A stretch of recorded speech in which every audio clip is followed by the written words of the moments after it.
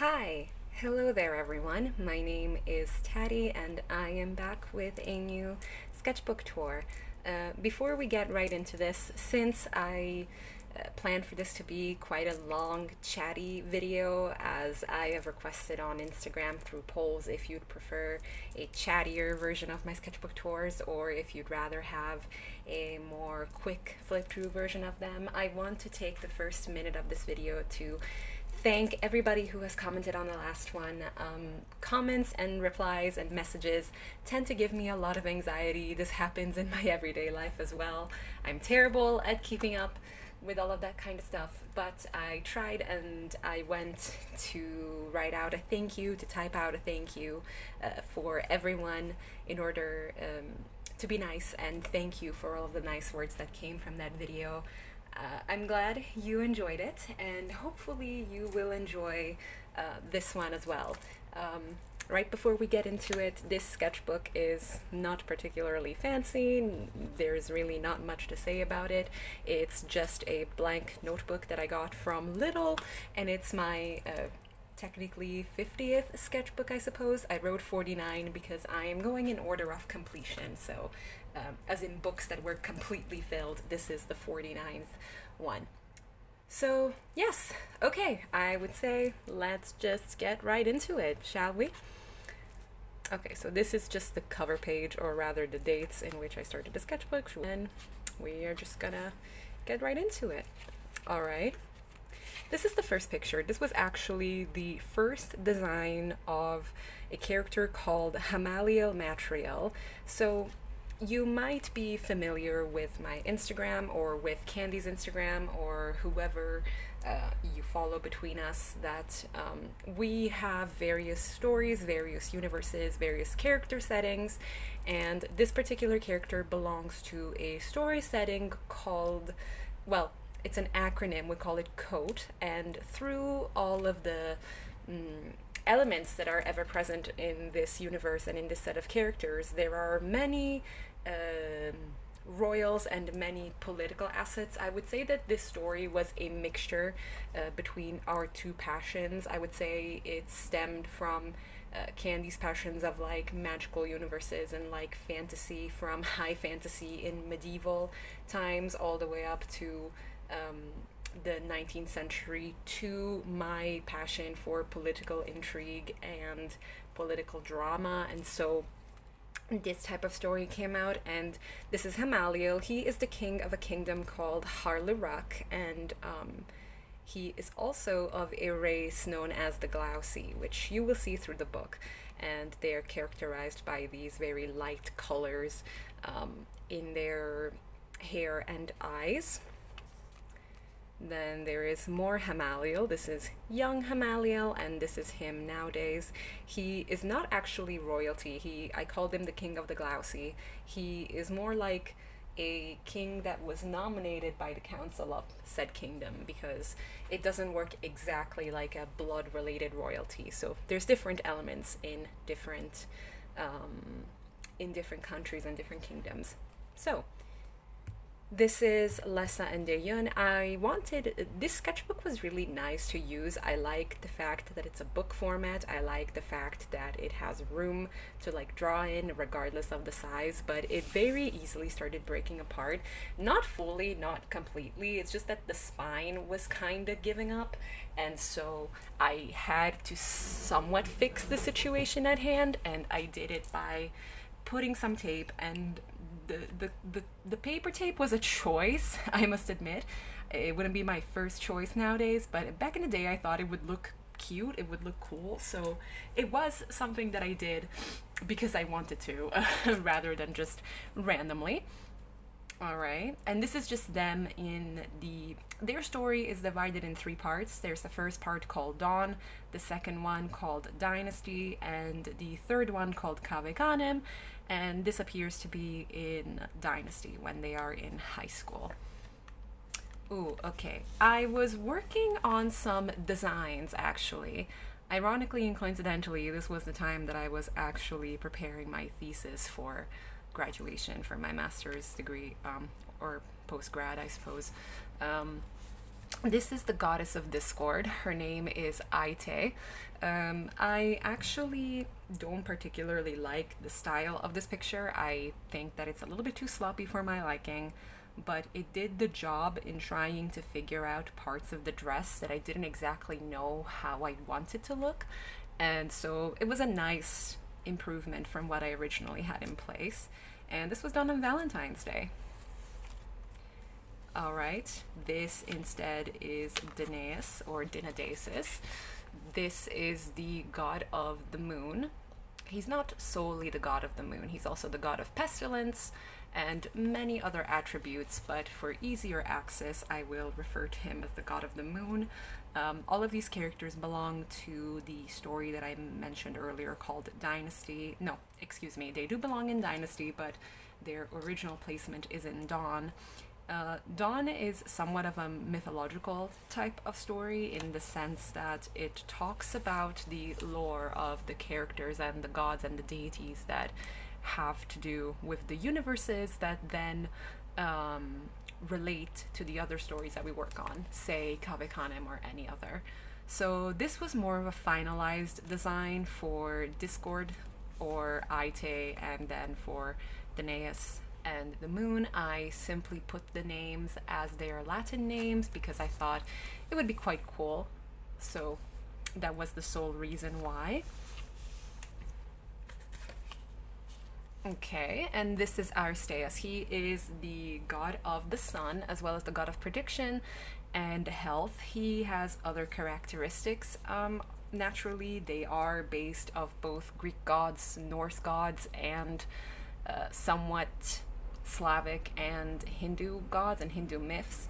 Obviously, not everything is correlated to their elements, not everything is correlated to said deities, but part of it is similar throughout various cultures throughout history, and so we chose to take elements of specific areas in order to then represent them through different parts. Yes, moving on. Then there is this other character. This character is actually originally designed by Candi, but he's a favorite of mine. I quite like him. He's part of the same universe as the first character that we saw. His name is Terence Stormhunter. He is the crown prince of the kingdom of Halera, which happens to be one of the most highly regarded kingdoms within that realm. It's continental and pretty well known. He is particularly interesting to me. He's terribly interesting to me, actually, because he is, as I said, the crown prince of the kingdom, but he actually lives with a condition. I guess you could call it a condition, I guess you could call it a curse, that makes him quite paranoid. So he's constantly worried about what could possibly happen to him, as he doesn't wish to rule. He is the second born in his family. He has an older sister, but unfortunately it's somewhat his disposition and his destiny to ascend to the throne, and he does, but things happen, and it's quite interesting. I wanted to show this somewhat intriguing scene of him being covered with blood or something that is most likely not is blood, but I just wanted to show the reaction and just how it would affect him. I remember not liking this picture when I first made it because I thought it was too simple. I thought the proportions were a little bit off, but I feel like the brown lines kind of bring it together. I thought that the sketchbook so far was too empty when I first started it. Okay, so if anyone has watched the previous sketchbook tour, you will remember that we were doing this challenge of using quotes. So we were taking the quotes from Quote of the Day, which is this website, and we were using them, ironically, experimenting with them and making a picture out of it. And so I put together this composition with the goddess of discord, or Aite, and on one side, and then on the other side I put Deyun and Dahlia, both characters which long friends of this channel will remember. I put Deyun and Dahlia facing each other in the school uniform in Dynasty. Now, it's a little bit hard to sit here and explain exactly the connection between these two characters and also between the goddess and the girl that we see onto the other side, because I could sit here and talk a while about it. I could sit here and say that it's reincarnation, it's not necessarily reincarnation. There's a little bit of a tricky side to that. It's not exactly that, but if it's easier to somewhat understand, we can just call it reincarnation for now, and then we can go back once I feel a little bit more up to talk about all the little details of the lore and world building. Moving on. Okay, checking, because I have to put tape on the ones that have the pencil on, otherwise they end up being too reflective or they end up smearing on either side. So this was actually, I think, the time where Candi and I were discussing something about Frederick and Lessa, because there was already talk here about remastering Happiness Is You, which is our webcomic and something that we are currently doing, but we were talking about some of the characters and how we wanted them to be authentic and change some of the stuff that was just not really portrayed well when we were first starting out, as it was our first comic, our pilot comic, and I think I think every artist has this with their characters, that there's so much in the lore, and then when you manage to put it onto a piece of paper or put it onto a comic or anything, you only get the slight 0.5%, if that. You just get the tip of the iceberg, and sometimes that tip of the iceberg is not even enough to somewhat explain what that character is like. And so we were discussing Frederick and Lessa meeting. We were discussing how we should take that situation back, because we had somewhat strayed from that. We weren't sure if we wanted them to meet in school anymore, but we decided to go with that, and there is this interaction between the two of them, with Frederick. I wouldn't call it being rude to Lessa. I would just call it be a little bit competitive, a little bit too forward towards someone that he doesn't know that well. Yes. Then on this other side, I'm quite a fan of the look of this brown pencil. I feel like this drawing looks rather unique in comparison to the other ones in this book. But it has a sad backstory, not the picture in itself, because I feel it's quite basic. But we were actually still talking about Happiness Is You, and maybe I shouldn't admit it, maybe I shouldn't say it, but it's good to know that sometimes we all have doubts about the characters that we create and about the lore that we create, and we were wondering if maybe Solomon and Vey were not good for each other, or if maybe they would have been better with someone else, and they are not. Spoiler, that's not the case. They are fine, they're together, they're great, but we were just like pulling at every straw, and I decided to come up with this person. I was like, oh, maybe I can create a conjuncture of Matt Vey and of Solomon's ex, so the person that he was together with before Vey came along. So I tried to put together these two characteristics and create a type of person that he would like. We didn't end up using him, so he's right now floating in the green room of OC, as we usually refer to it, but I like him. I think he's cute. I would recommend him. Yes. Okay, this picture. I like this picture as well. It's nothing special. The foreshortening is quite terrible, to be honest. But for the time that I took on it, this was quite quick. We wanted to have a drawing session, but we also wanted to do something else. I don't remember what it was that we were planning to do at this time, and there's no date, so it means that this was drawn the same day as the previous picture.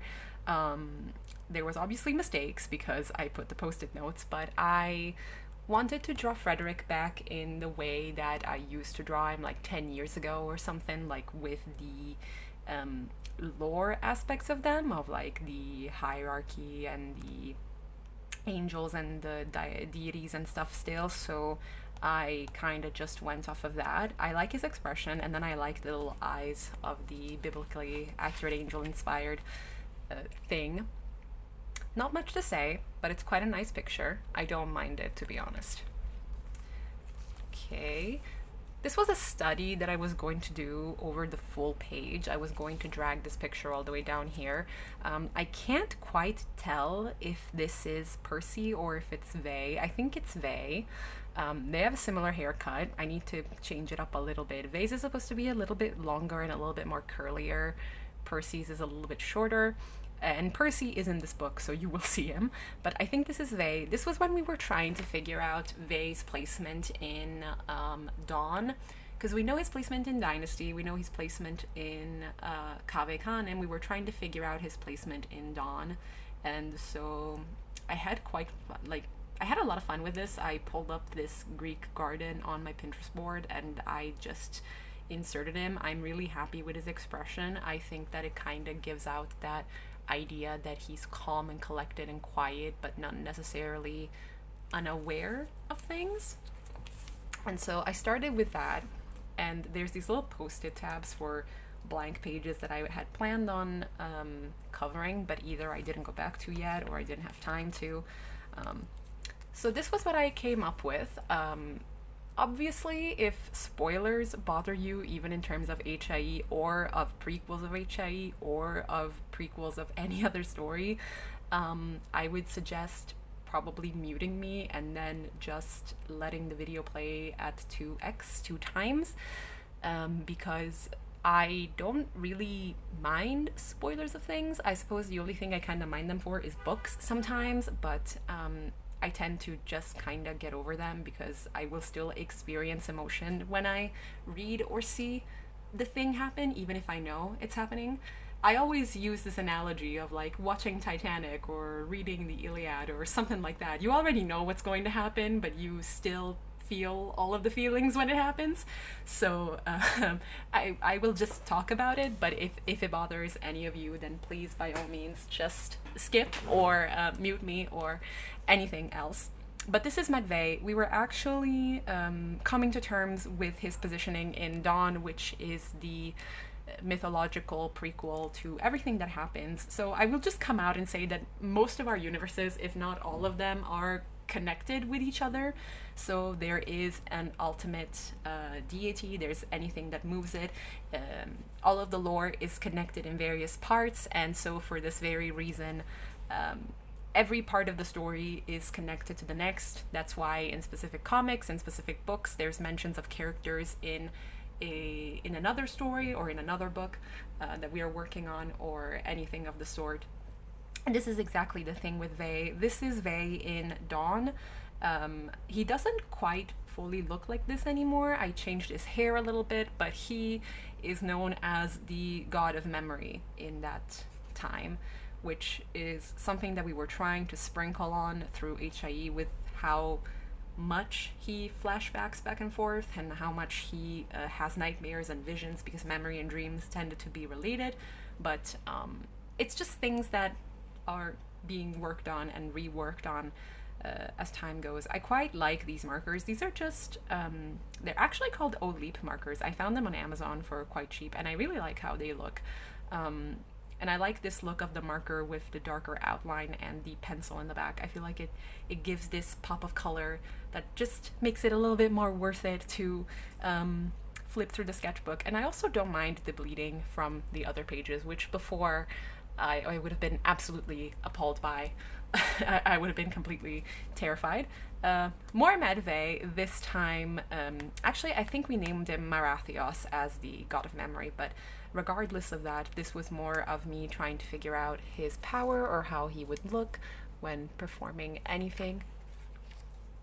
This was the first complete fail of this book. This was actually, again, based on a quote. I didn't even write it because that's how angry I was at it, and I probably ended up either reading or playing something after that, but it's supposed to be Tatsiano, and I think the quote was about creating characters and stories, ironically, and he does do this in their story. I wanted to like draw his little room and him with his headphones in, but it just kind of, I never went back. After I drew such a long arm that looks like a crane, I just ended up not doing anything after that.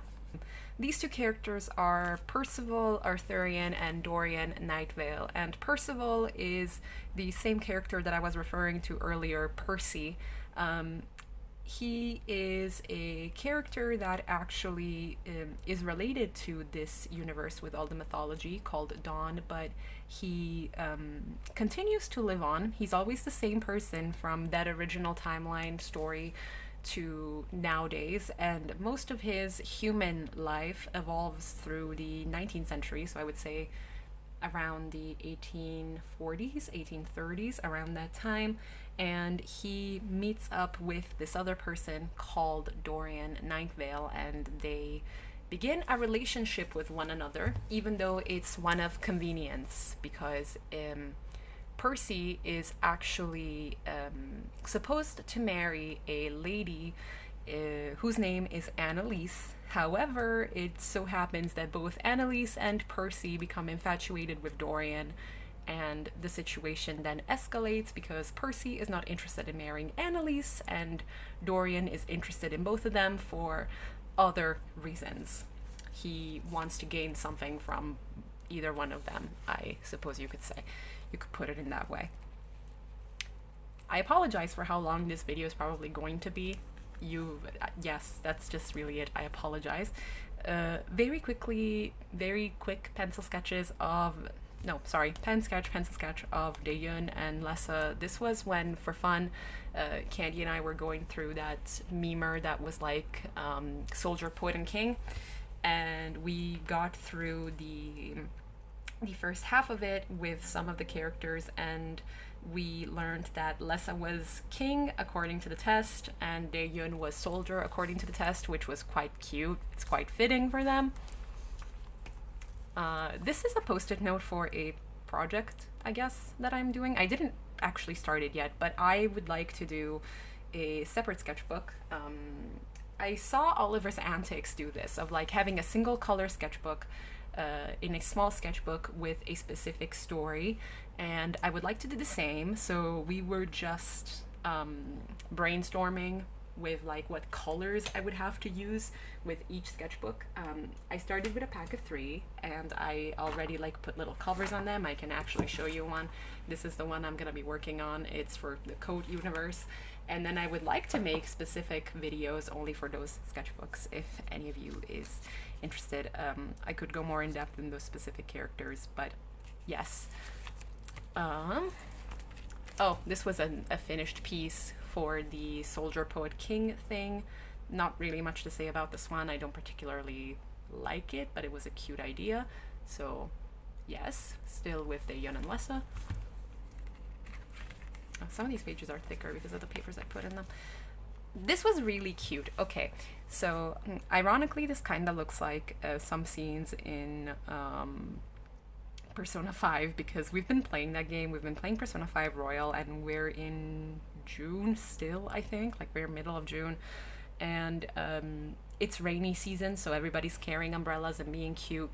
And this kind of reminds me of that, even though we were not playing that game then. We had tried playing it before, and I am gonna be completely lynched.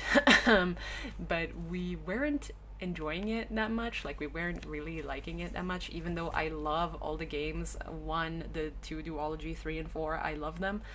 We weren't really enjoying Persona 5 as it was, so then we waited for Royal.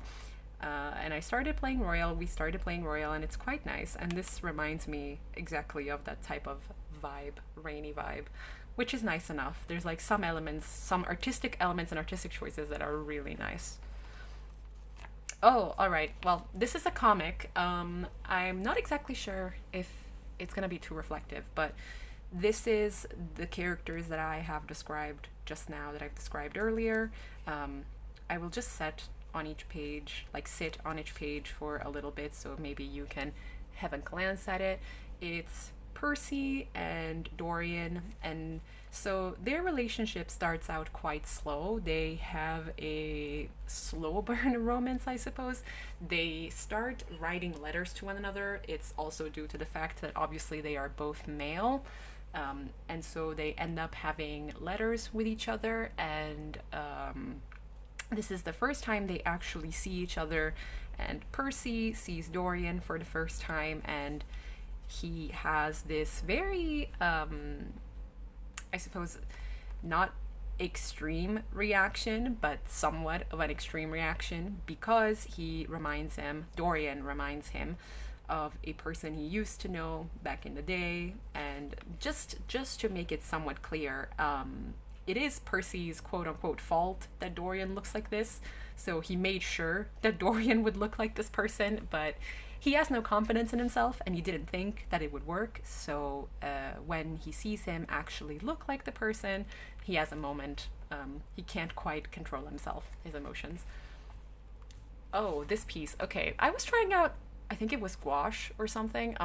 I don't particularly like gouache, I prefer ink and watercolor, but it was nice for the job that we had to do here. I wanted to create this sort of like illustration that would work well from Dawn to Dynasty to Kave Hanem. I kind of failed in the sense that I didn't show Dynasty. It's just not here. It's not anywhere to be seen. It's just Dawn and then Kave Hanem. But I like it. I like the idea. So this is Aristeas, the god Aristeas. And then this is Lessa and this is Daeyeon. I'm gonna say one thing, which is going to sound like it makes absolutely no sense without any explanation in depth, but I will just say it.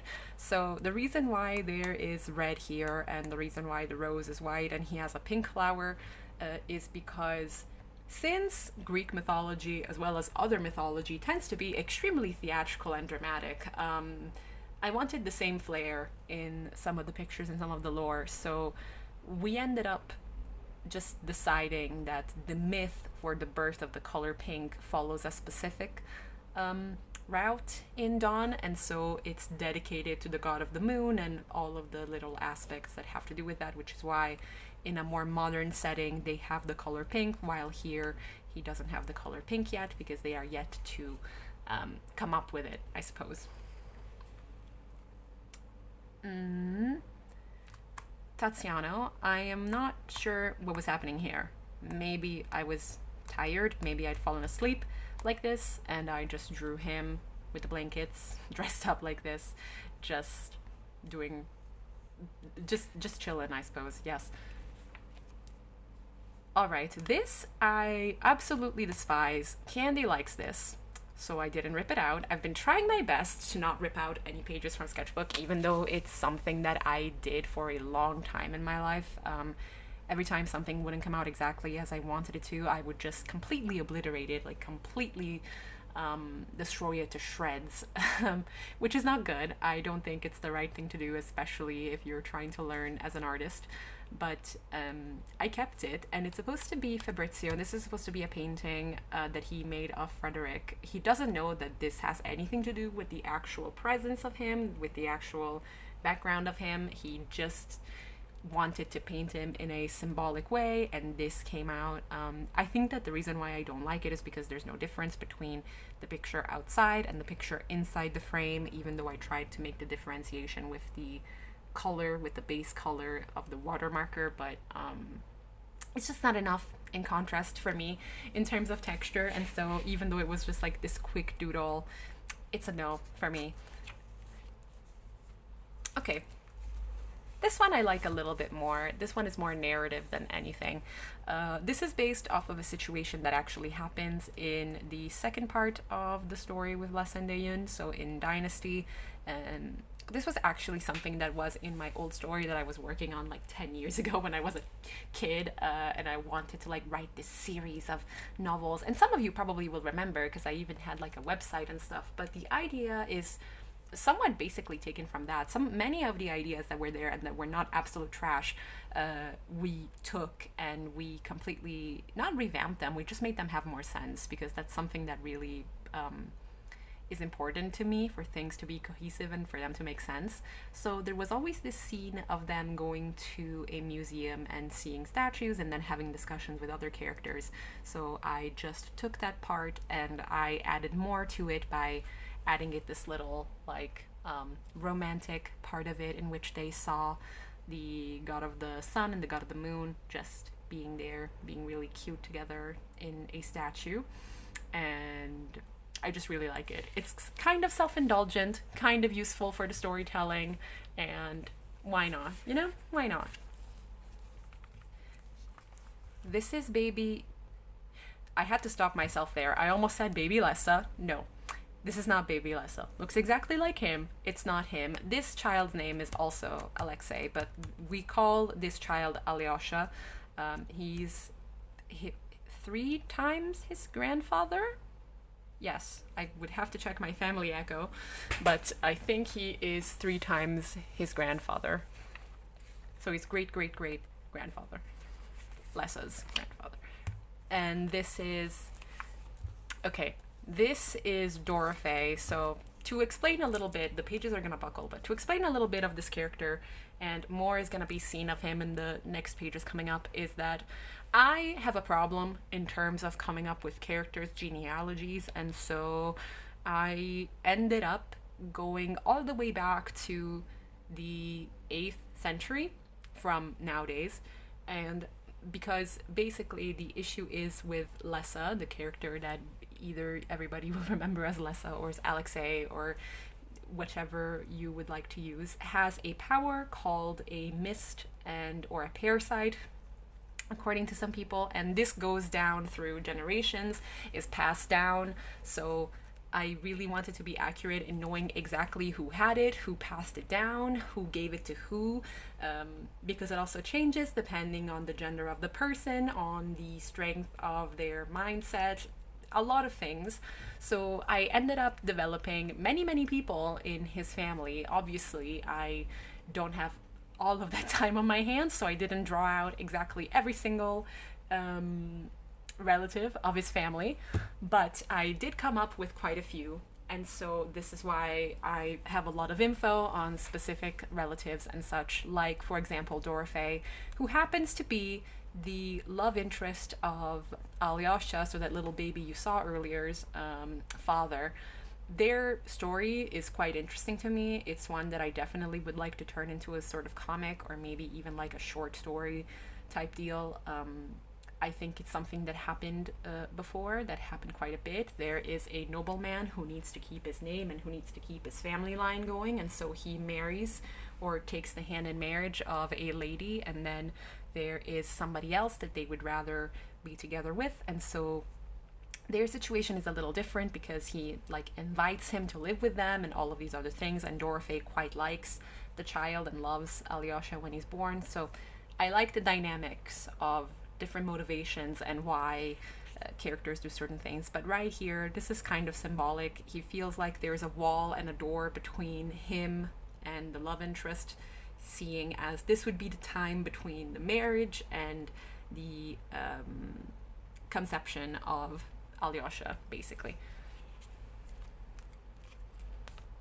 Okay, there is more of this. I think that this can be shown. There's no actual nudity. You can't really see anything. I will have to check before I post this. But this was a response from a picture that I saw Candi draw of how Dorothy felt, kind of like, again, isolated by himself, and even feeling as though he were unworthy, because obviously if he's so in love with this person, he wishes he could have been able to help him with creating the continuation of his line, but he can't, and thus it made me really sad, but it was a plot point or personality point that I really appreciated. It's really interesting, and so I drew that out. This instead is Lunia, or his name is, I think, Alexei Alexandrovich. So Alexei Alexandrovich and their child, so Alyosha is Alexei Alexeyevich. He is the love interest, and he is Lessa's 4 times grandfather. So great grandfather. And he's a military person, obviously, as you can see. Wait, oh, okay. Tatsiano again. This book just shifts from person to person. Tatsiano. This is him in his kitchen. I think he was just like doing some work, some homework, or some drawing stuff. I'm not sure. Not much to say. I like drawing out houses that we've built in The Sims to try and help us with the comic and or any drawings that we'd like to do, and I didn't have the exact screenshots on hand, so I just kind of improvised. So this somewhat looks like my grandmother's house. It's just a mixture of my grandmother's house and the Sims house that we built for him. This one instead is a cute picture. I really can't draw cabbages. I tried looking up as many pictures of cabbages as I could to draw them out. They look like weird lettuces, and I don't know, but we were discussing the beginning of Dynasty, which I've said is the story of younger Lessa and younger Daehyun, younger Matvey even, and this was him, so this is Lessa, in the vegetable patch or cabbage patch of his grandpa, and they were just discussing what to like take out for lunch. I think that this was also kind of inspired by Kingdom Hearts, which I know seems completely and utterly unrelated, but it was because we were playing Kingdom Hearts 1 Final Mix, and you know when you go into the 100-acre woods and you can do that little mini game with Rabbit and Tigger in the vegetable patch, and you're supposed to watch over his vegetables? Yeah, I think that's what inspired this, and also my own family, because my grandma has a little vegetable patch. So I again mashed two things together and made this. Okay, is this? I keep skipping pages. Kilia, this is Les's twin sister. He has two. There's Kilia and Dunya. There's not much to say about this picture other than the fact that I wanted to draw something pretty and girly because it was International Women's Day. So here's Kilia. She's really cool. I like her. And she's your local mom friend, even though she doesn't look like it. And she's really close friends with Daeyeon, which I like. She's more like his mom friend, sister, big sister, than she is just a friend of his, and I quite like that. This, I don't remember where I saw this happening, where I saw this kind of pose. Maybe it was on a Pinterest board, maybe it was somewhere else, I'm not sure. And I don't remember where I saw this thing of like filling the character with their significant others like symbol color. So I did the sun god with pink and the moon god with yellow because it's the opposite colors. And I think that these are actually the Amazon Basics markers that I got. They are basically knockoff Sharpies, as in they are literally just alcohol markers that look exactly like Sharpie, but they don't say Sharpie. And they're quite good. They're quite good for the job. They do what they're supposed to do. Can't complain about them. I think that this is the marker chart for these Sharpie markers, just to see what kind of tones they had. And this over here is another comic. Again, I'm going to quickly flip through this without really saying too much about it, but I can give a basic explanation of what's happening. Basically, much like in Greek mythology and I think Norse mythology also, the gods in the Dawn universe tend to have councils in which they discuss the situations at hand, and they talk about the more pressing issues. And the issue that they are talking in this specific council has nothing to do with the scene that you're seeing right here. This is a scene that comes up at the end of said council where the goddess of discord mentions how the god of the sun, who is also responsible for obviously helping out with crops and other such things of nature, because obviously the sun and then the watering and everything else is related to the growth of plants and thus crops, is not necessarily doing his job as properly as he should. And there's people who side with her and think that she's correct, and there's other people who side with the sun god who say that it's quite slanderous, and it ends up with the sun god not really taking one of the things that she says particularly well, and so he responds to being provoked, which is a terrible way of handling an argument, especially if you are in a room filled with people who are ready to put you in the corner. And so for that reason, there's no part 2 to this. I wanted this to be a much longer comic, but honestly, it took so long since I was drawing other things in between that I don't think I will do a part 2, at least not for now. And it does end up with them having to force the sun god to do the job that he's supposed to do. But obviously, it's quite a tense environment in the moment that you're supposed to do something, and then many people say that you're not, to the point that you're causing actual trouble and damage and issue. And that's pretty much it. It also becomes physical by the end. She mentions something that again provokes him, and so he tries to get to her. He doesn't get to her, but the situation could have been avoided, but it just escalates more and more and more. Again, goddess of discord, Aite. I hate this picture. Disgusting. Don't like it. We'll probably redraw it. It's just really bad. It's terrible. These are completely different characters. Okay, we were discussing this. We were discussing these two characters. This character's name is Christopher. He is from the same universe as these other characters that I mentioned in the beginning of the sketchbook. So, Terence or Hamaliel, a he is part of a prince, like part of a kingdom, sorry. However, he is not illegitimate, but he's not on the same level as other royals because his mother was a lady from a cadet branch of a house. He comes from a house called House Tidekeeper, whereas his mother comes from a house called House Barian.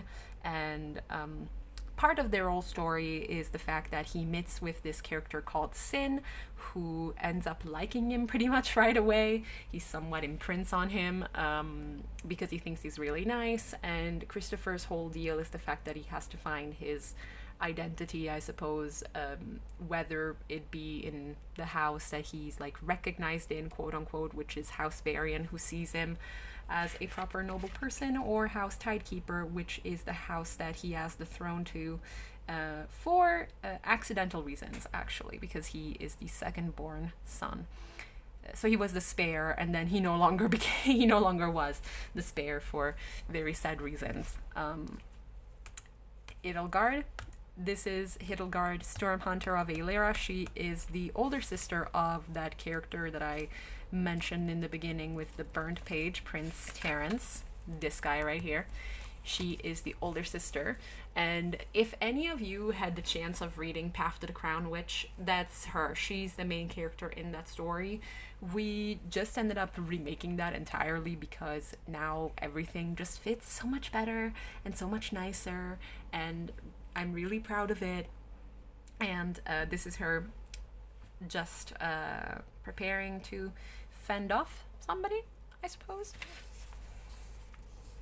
Okay, Lessa and Deyun. So Lessa and Deyun in this setting, this was actually from a scene, I suppose, where they meet with two other characters. You can't quite see them, they would be sitting right in front of them, called Ulysses and Lucian, who are detectives. This is in the Cave Canem timeline, and Lessa is not having a good time. He is not enjoying this interaction.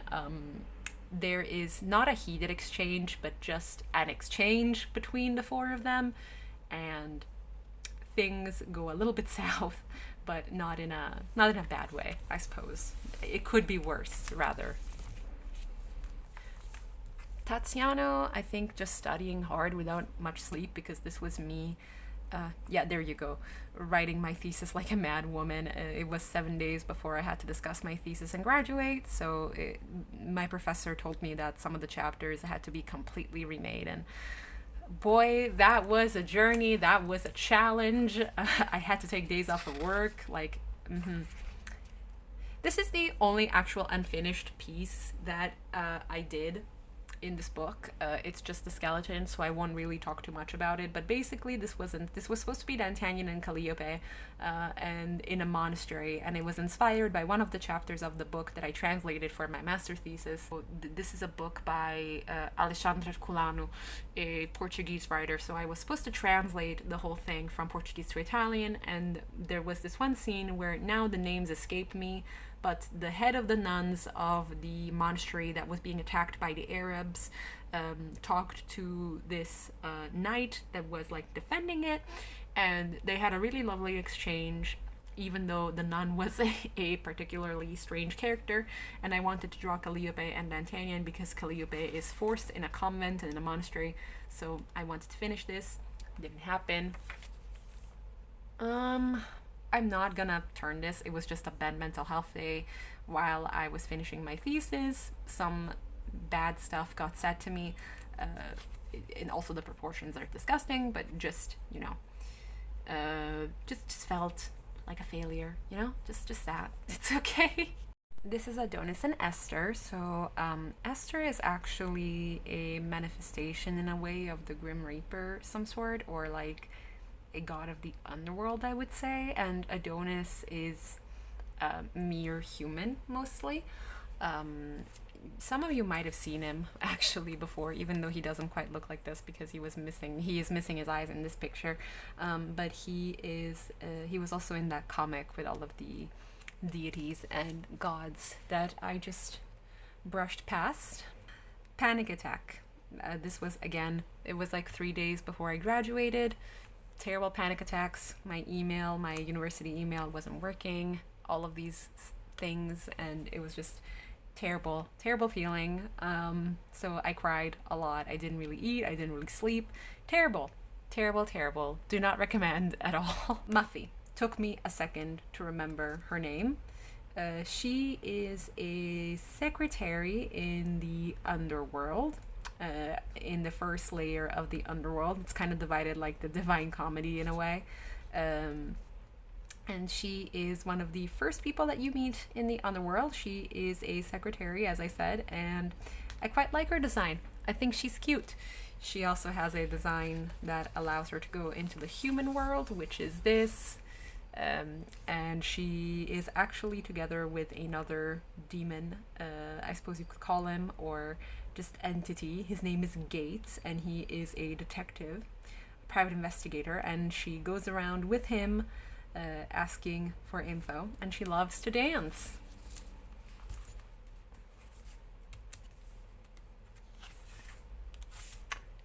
Frederick and Fabrizio, just revamping the whole contrast thing between him being a prince of demons. He was, I think, back in the day. It was like,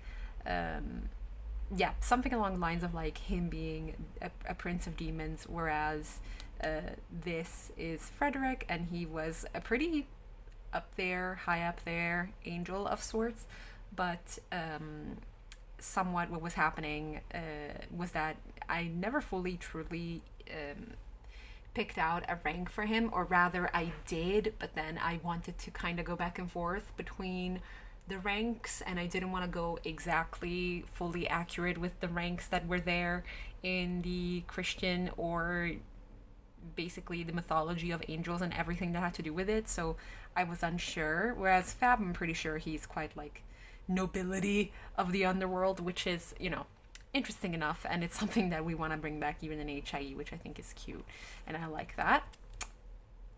Yven's birthday. Yven's birthday was on March 23rd. I don't draw him as much, which is a terrible mistake. I love him. He was a character that I related to immensely, and now that I finished college, considering the fact that he was a college student who was really stressed about everything that was happening when I was in middle school, yes, I absolutely love him. He has my heart. He's very sweet, and this is Winnie, his girlfriend and future wife. Well, I think they're already married here in this picture, and they do meet in college, and they're really cute, and they are part of a story called Happiness is a Butterfly, which is part of the whole Happiness is You trilogy. We were thinking of making like 3 happinesses, but we'll see. And this is them, and I like them. They could have their own little comic, in my opinion. They're just so cute. I love them. Oh, there he is. Okay, I didn't think that he would show up in this sketchbook. That's Muffy, the secretary girl that you've seen before, and that is Gates. He's extremely easily flustered. He's like this big, grumpy, kind of like tough man, and she's just very... Is ditzy a bad word to use? I don't know, forgive my English. Like, I guess she's kind of ditzy, kind of a little bit like over the top, and she just wants all the attention from him, and she blows him kisses and does all of these things, and they're really cute. I like them, very cute, they have my heart. These two are Lunia and Dorothy. As I've explained, Lunia is, or Lesa's 4-time grandfather, is a military person, so he's constantly away from home, and every time he gets back home, they just have these really nice cuddling sessions, and I think it's really cute. It shows the type of person that he is, because Dorothy is actually in a lot of things that are not so legal. Like, he has a couple of businesses that are somewhat shady, so it's just really cute to see him completely melt for Lunia. Oh, and this is their child. This is Alyosha, so Alexei Alexeyevich, the baby that we've seen before. This is him in his adult form. I think that it's written somewhere what year this would be. If I'm not wrong, it would have to be somewhere around 1862, 1863.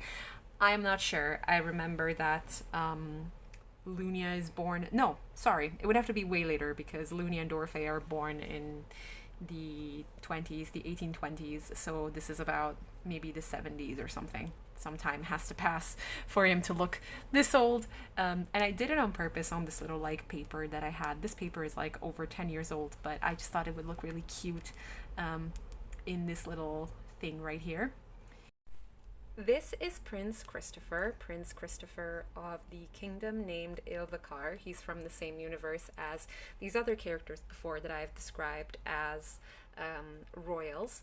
And he is actually over here with his mother. This is Lady Irila Barian, and she is the second queen in this generation of rulers because before her was another queen whose son was named Roderick, and then came her with young Christopher, who, as I've said, was the spare, but then something terrible happened to Roderick, who happened to perish in war, and so he became the heir to the throne.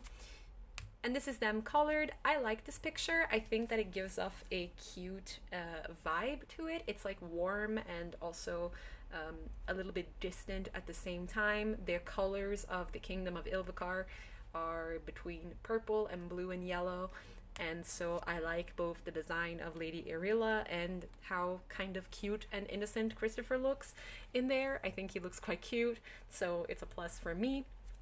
Then on this very same day, we were watching Hercules for the millionth time. Candi and I were watching Hercules, and so for that very reason, I just sat and drew as we were like watching it, because Lessa has a similar personality to Hercules, although I would say that not fully, but they're cute in the same way. Like some of the reactions that they have are cute in the same way. So that's just Lessa's small Hercules, the scene where they have the eye and it shrinks, the poison vial. This is the part that we always get sad at, where Hercules wants to play with the other boys and they're like, sorry, there's 5 of us and it's an even number, and he turns and he's like, wait, 5 is not an even number, and it's really cute. More doodles from watching the movie. Dejan, Lessa. Oh, this is quite cute. Okay.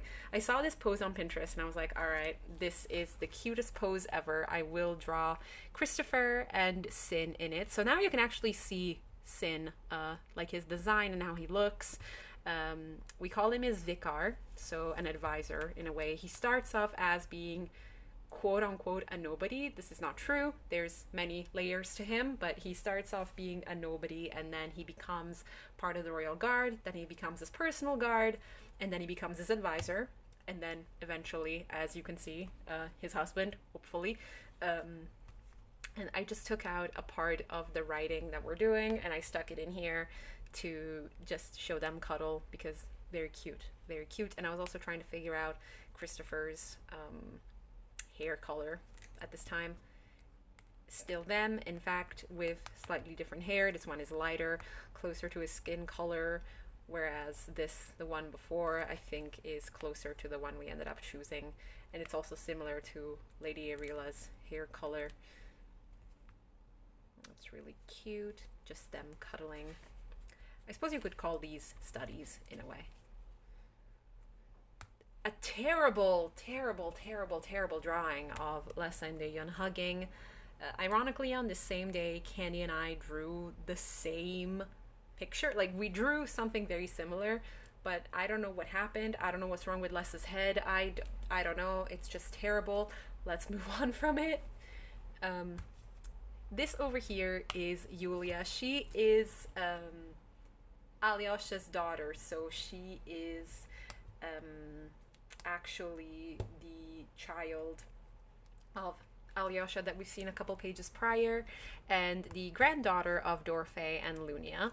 She's very cute, a really sweet baby. She is the only daughter that he has. And then he has a son and another son with his second wife, Scarlet, Lady Scarlet. Technically, he also had a firstborn son, but things happened with him, and so it's mostly just Lady Julia. This was based on a picture that I took at my graduation party. Well, not party, it's literally just a lunch that we've had with my family and my relatives, and people came. Even people from my workplace showed up, and we just had a lunch there, and it was really nice. And I wanted Tatiana to kind of wear the same clothes that I was wearing and just enjoy the time. So I did this, and then on the same day, to commemorate it all, I did this second version of it with the colors, and I'm quite proud of it, and it's a nice moment, and it makes me like I get like strange feelings of bittersweetness and pride thinking back about this. So yeah, it was obviously like the second graduation I had, because I had the undergrad, but it was during COVID and we couldn't do anything, whereas this one was postponed and it was actually outside and there was the sun, and it was like the first actual experience that I got, and I quite enjoyed it, and it was really nice, and I'm happy that it happened. And obviously I drew him with his grandparents. One, I'm very close to my grandma, and two, in his backstory, he actually does live with his grandparents. So his parents are not really in the picture for many reasons. We rewatched Hercules again. So baby Lessa's baby Hercules, when he's trying to help the vase vendor, the scene at the lake with the Cyclops. And I think that's about it from Hercules. Yes, this is another character. This character's name is Remiel. He is also part of the angel hierarchy. In fact, he is below Frederick by 1 degree, and Frederick is his superior. And there's many shenanigans actually of him and Frederick meeting, and him just being completely worried about it. And it's quite funny. I like their banter. I like their relations with each other. And he's quite particular because his wings are actually implanted. I think that's the word, or rather he had to have wings from someone else. His wings were taken off, and so he had to change them, and he actually has the wings of someone else, and it's quite cute. I like it. Goylin. I think I got his eye wrong. I think that this is supposed to be the eye that he has missing. But anyways, this is Goylin. He is the bodyguard or the royal guard of Prince Terence Stormhunter, and he happens to then be the love interest. I really like their dynamic. Goylin is actually a lot more, I don't want to say dutiful, because Terence is dutiful to what he has to do. He just worries a lot and he has the paranoia issue, whereas Goylin is really steadfast. He is very interested in things going fully well, and he is a Gorgon, or rather a demi-Gorgon or half a Gorgon, which the Gorgons are a race. There's two races within the world that are descendants of dragons, the Gorgons being one of them, and then another one, Goylin, is part of the Gorgons, but people tend to be quite strange to him because he's not quite human, not quite Gorgon, and I just sounded like a trailer for Balto, if you've ever seen that. Not quite wolf, not quite dog, but that's kind of the thing that he has going on. This is Dorfe and baby Alyosha, and oh my goodness, I actually really like how baby Alyosha turned out in this. He's very sweet, very chubby, very cute, and I like that him and Dorfe have this relation where they can just talk to one another and be together with one another, and this is a pastry shop that becomes really common throughout the story that they go back to, and it makes me really happy that there's actually some sort of hint of a background on this page.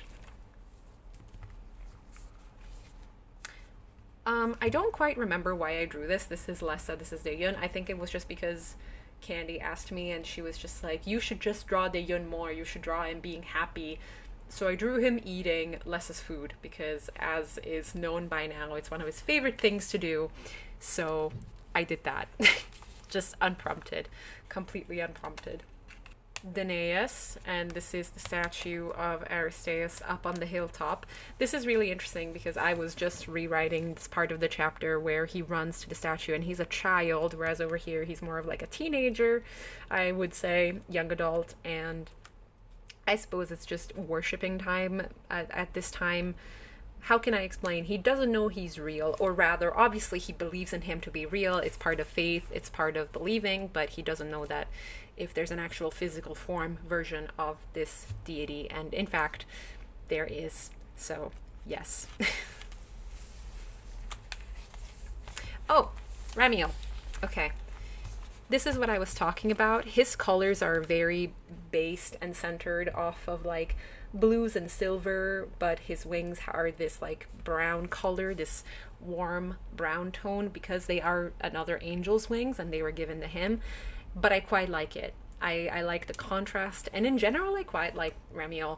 I think he's an interesting character. He's somewhat of a messenger. Like, he's literally the lowest, not lowest rank, but like the basic lowest rank in the sense of like angelos, of being the messenger of angels. These two characters are called Daniel and Patrick. So they are from a story called Out of the Dome.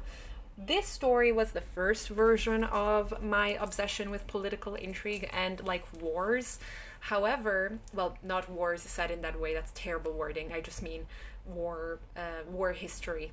So something like Second World War, Napoleonic Wars, Prussian War, pretty much anything that had to do with the political interest of nations. And these two characters are part of the type of interest. So Daniel is a major and Patrick is a strategist. They are from two different countries. Daniel is from a country called Rishnia, or rather, he's born in a country named Rishnia, and then he lives in a country named the Embassy of Laherst, and that's where these two meet, because he is also the son of a pilot, and so they meet in these embassy and they begin to work together. And then obviously feelings blossom, but it's secondary, like it comes out later, and I like their dynamic. It's very much golden retriever, black cat type of dynamic. Frederick, I wanted to draw Frederick again with his wings. I like his golden wings, and so this is, I don't really have much to say because I'm not exactly sure where he is, what he's doing, what he's wearing. I have no reason for this other than the fact that I really wanted to draw out his golden wings with the golden feathers. So that's exactly what I did. This is a drawing of Daeyun and Lessa. I think that this was supposed to be a drawing that like Lessa made to Daeyun and he sent it to him in a letter when they're children. I think that's what it is. This is why it's like ugly on purpose. I honestly can't remember that. I think this was another instance of like we just want to see Daeyun being happy, so I drew him falling asleep on the couch wearing Lessa's sweater, I believe. I'm not quite sure. I can't quite quote myself on that. Balthasar. Okay, he's another character. This character's name is Balthasar Augustine. He is from another story. I know that this is quite jarring because you have Vitaly here staring at you in your soul, as he was doing to Daeyun from the moment that he met him. But this is Balthasar. He is a vampire character. He is from a story that has to do with a young man who was estranged by his family and then returns back to his family home, and after his grandfather passes away, and he has to reconcile with the idea of death and passing, as well as taking back the reins of ruling the house. And this is one of the vampires that lives within that house and manor, and his name is Balthasar, and I like him. He's really funny. This is the outfit of another character called Leonidas. Not much to say because he will show up, I think, in a minute. But yes, just his clothes. Vitaly, the kid you just saw, Lessa, and small Daeyun. He's not actually completely white like this. I just wanted to like create distance between the two, and this is the three of them walking through the hallways of the facility in which they've met as children in Dynasty, and Dae-yeon is like talking, Lessa's listening, but at the same time he's also side-eyeing Vitaly. So it's about that. Oh, here's Leonidas. Okay, these were the studies for Leonidas's face. I drew this one's first. I didn't like it, so I tried to redraw it. It came out a little better. And then I tried to give him some color, and I like him. He's really cute. He is from yet another story. This one is really interesting. It's called Sins of the Gods, and it's a story about how to overcome a place or a position in which you are born in. In fact, his place is somewhat completely tarnished by a dictatorship and by a very small oligarchy, but it's also a little bit of a somber story, because while we are used in media to see things being overthrown so easily and everything usually resolves in their story, while there is a happy ending, it's not necessarily one that you would be like, yay, they've overthrown the evil government that is so easy to overthrow, so why don't people just do it? It's kind of a testament to that. If it was so easy, then perhaps it wouldn't be a problem in the first place. This was the original coloring that I did of it. Absolutely disgusting. I kept it in here just in order to shame myself, because that's way better. This is just disgusting completely. This is still Leo and Jamie from that very same story, Sins of the Gods, and this is Leo telling Jamie that openly flirting with him as two males is not necessarily the smartest idea in the setting that they are in. Where Jamie's originally from, it's not as frowned upon. It's actually quite freeing and libertarian, whereas where Leo is from is not actually a good idea in the city of Bridwood, and so he's somewhat explaining it to him in ways that are somewhat even more flirtatious than what Jamie was doing to begin with, but Leo doesn't notice all the time. I will quickly skip over these. It's just Lessa and Dae-yeon in matching onesies. This is a Cinema Roll onesie, and this is a My Melody onesie, because Lessa was taking care of Dae-yeon. It was like a self-care date, and so he bought these two matching onesies, and it was really cute. There's the first picture of that, and there's the second picture of that, of them just hugging, wearing these really silly onesies that are cute. It's a cute idea, couple ideas, just being really sweet. Aristeas and Danaeus. So Alexios mostly shows up in Dawn. He is a character that has relations with Danaeus mostly, and he helps him in specific settings.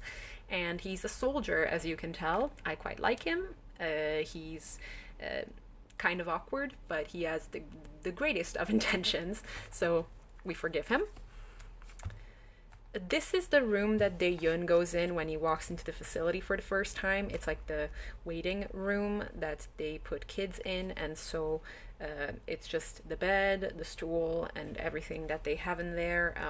The bathroom that's actually, separated from any other kids. The proportions are terrible, but it was just as a basic idea of what I needed for when I was describing it in writing. Terrible idea to use this brown/orange on top of white, because it clearly transfers over. I was redoing some of the references. This is colored Alexios, and this is Gadriel Hydraniel, who is a necromancer and a what would you call him? Some sort of very well-known military person in the Coat universe and in Harlerock. He is the prime minister of the kingdom of Harlerock after he overcomes a series of events in other kingdoms, such as Redren or others in the world. Gadriel's sketch, and then the outfit that he wears underneath his big cape. This video is going to be atrociously long, but I am just going to pull through because I'm going to skim over the mermaid parts of this sketchbook and we can somewhat get to the end of it. After Gadril, we have Fabrizio. I was studying how he would look with different types of horns and with different types of looks on him, and I think that his birthday was approaching, so I just ended up doing a little sketch of him, and it was in pencil, so I covered it in tape. Then there is Aristeas and Lessa. Like I said, the easiest way I can explain is somewhat chucking it up to reincarnation. Is not exactly reincarnation, but I will somewhat say that it's this, and this was inspired by that Melanie Martinez song that had been going viral throughout that time, and I think that Candi actually made a sister piece to this. If I can find it, I will put it somewhere on the screen just so you can look at it, because she actually did the second half of Danaeus and Dayun as well, and it was really cool. I liked it a lot. Lessa wrapped in a blanket. We can kind of skip that. I think he was feeling sick. And then Lessa just cuddling around with Dayun. Again, really cute, but nothing particularly interesting, just them being small. Damien, this was a talk we were having about Damien and the way that he behaves in school, and how Vey, Lessa, and Claudia all behave differently compared to Damien, and they kind of like react to him in different ways. And Vey is very sneaky when he's in school. He does these little jokes, and so as they're playing dodgeball, we decided he would like throw the ball at Damien, and Damien would be quite upset. Danaeus, this is him after a godly council, and he's just looking up at someone that has most likely bothered him, maybe Aite, maybe some other deity that I'm not sure of right now. And this is, I think the statue I based it off of is the resting grace, or the sitting grace. Edward, okay, he's really cute. He is half Nesso, which is another race that's present in the Code universe, and he is the husband of the king of Aganthum. He's actually a baker in his everyday life. He was adopted by a lovely lady, and so his name became Edward Bradbury, and he then became the main interest of the king of Aganthum, and so they ended up meeting each other, and this is him in his kingly outfit, and he's really cute. I decided to redraw him and redesign him. I think I skipped a page, and there's him. Yes, I remembered him looking like this, completely inaccurate, so I just redrew him again, and this is far more accurate to how he is supposed to look like. Then I did this shortly after I released my last sketchbook tour, in which I described that each versions of the character exists in different ways. So Lessa and Dayun exist in different ways, and this is more like Lessa and Din. So it's the original version that we had tried to work with, and then we slowly reverted back to their true selves. And on the other page is actually a version that we called Lyosha and Nerdyun, because of the type of personality that they have. And so all of these characters have different elements from the Lessa and Dayun that I show throughout the different sketches, but they are just as real as each other, and they are very cute, and I will absolutely protect them. And Nerdyun particularly is someone that makes me very, very soft. I was having a bad mental day, don't worry about that. And this is Madvey. I drew this with pencils. I think I was once again doubting HIE and feeling bad about the way that I wrote it, and how some things were misconstrued, and how many things were not completely as they were as they should have been portrayed. And so I felt quite bad about it, and so I just drew Madvey. That's literally about it. Okay, so now we're in the mermaid section of this sketchbook. I will not be spending too much time on this part, just because that's all they are, mermaids, not much. It was just a challenge to try and draw every day, so I will skim through and mention the names of the characters, maybe the story that they're from, and then we'll see. So here's Madvey. Lessa and de Yun, Alizar from the town of Vogel, Damien from Dynasty and Ghost Waltz, Goylin from Coat, Edward from Coat, Tatiano from Happiness is a Butterfly, Vadim from Happiness is a Butterfly, Emmanuel from Happiness is You, Sergei from Wards and Warrants. I should have drawn more of them in this sketchbook. I missed them. Ulysses from Kavekanen, Percival from Dawn and Kavekanen, Riven from Coat, Nikolai from Kavekanem and Happiness is a Butterfly, Baby Lessa and de Yun from Kavekanem and in this case Dynasty, Uriel from Dawn and pretty much every single story because of his position that I can't reveal just yet, Zima from Coat, I'm gonna have to censor this, Dunya and Kilia from Kavekanem and Dynasty, there we go, Avi from Coat, Fabrizio from basically a lot of them, Happiness is You, Happiness is a Butterfly, Kavekanem, Dynasty, Jacques from The Vampire Story. I love Jacques. He's reflective. Very metally. Frederick from the same stories as Fab, just since they're always together. Gadriel from Coat. Even from Happiness is You. Okay. Balthasar from The Vampire Story. I think there's some, yeah, there's a page missing here because I have to stick the mermaid back in. Adonis from The Life After Death of Adonis Perkins Thorley. I really like that title. I'm quite proud of it. Another one that I have to stick in. He's somewhere around here, but you're not missing much. Livio. And then here I was gonna put the list of all the mermaids. And on the last pages we actually have Eurovision dumps, so we watched Eurovision, Candi and I, and we were just doodling as we were watching.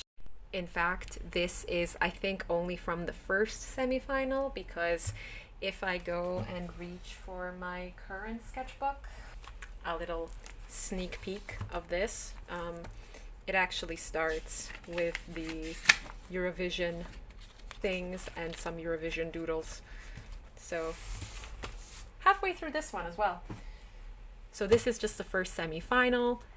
Idol from, I think it was Norway's song, Malta. I'm not sure, probably because it was supposed to be Ukraine, but they were talking about Liverpool a lot, so we were like, what? Why is it just talking about all of this? Balthasar, Fab,